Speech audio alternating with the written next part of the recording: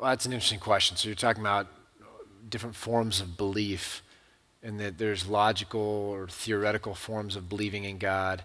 I believe the world was created. There must be a creator. There's rational arguments, those kinds of things. But you're saying once you get to a certain point, your belief in God is more grounded in the relationship you have with God than the arguments for God. And I think that's a very logical progression. We could be in a conversation about one of your distant relatives, and you could give me all the arguments for the fact that that person exists. You could show me your Ancestry.com. You could show me pictures. And I'd begin to say, okay, maybe that person does exist. But if that person walked into the room and said, yeah, I'm Ben's aunt,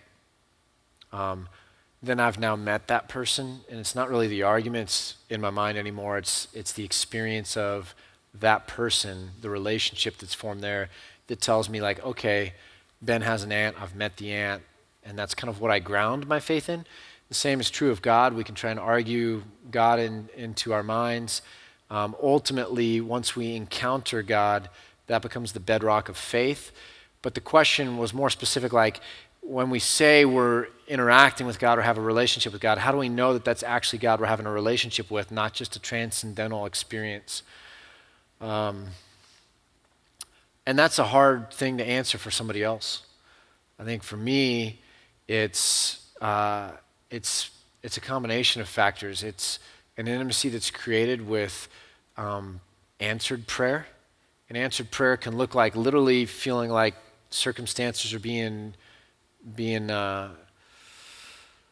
organized or orchestrated, or even just answered prayer as in my own self and changes that come into that, right? And so answered prayer can become a form of validation. Well, but how do you know that's not Krishna or this or that? Well, at that level, I can look at different religions and their truth claims. They all claim to be mutually exclusive. I mean, religion, even the ones that are pluralistic, that allow for other things, they still make truth claims that say this is the right way and other ways are the wrong way. So all faiths are by necessity, are saying they're the correct one, others aren't, that they make non-contradictory truth claims. And so I think we can evaluate that. Well, if this one says it's right and therefore this is wrong, like what are the other tenets of this faith that I can look into to say, does it have the hallmarks that I would expect of something that's true, like internal consistency? There's some kind of supernatural thing that gives its impulse, that has enough history that we can see that train of thinking from the very beginning, and it's not just a cult that was created very recent or something like that. So there's marks that you can look at with other religions to say, I really feel like this God that I'm having an experience with that's answering prayers isn't Krishna, isn't these other things. I really feel that this is the God of the Bible. And again, here are my reasons for that. But I can't ever take that first person confidence and translate it into a third person argument that's going to conclusively demonstrate to somebody else that I'm talking to the God and that my God is right. That really becomes a personal faith thing.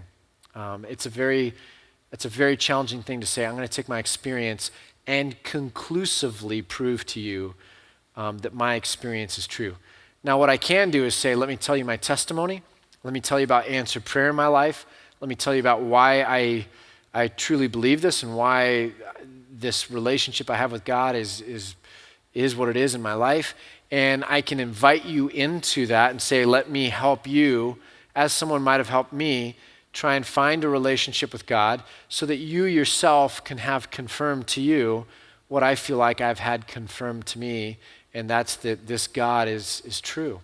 And so, it's a hard thing with proofs, okay, going from first person to third person.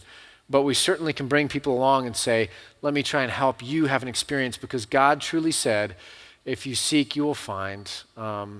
If you ask, it'll be answered to you. And so this idea of let's try and help you get that question answered for you like it was for me is something that we can do relationally rather than in debate club. Does that make sense?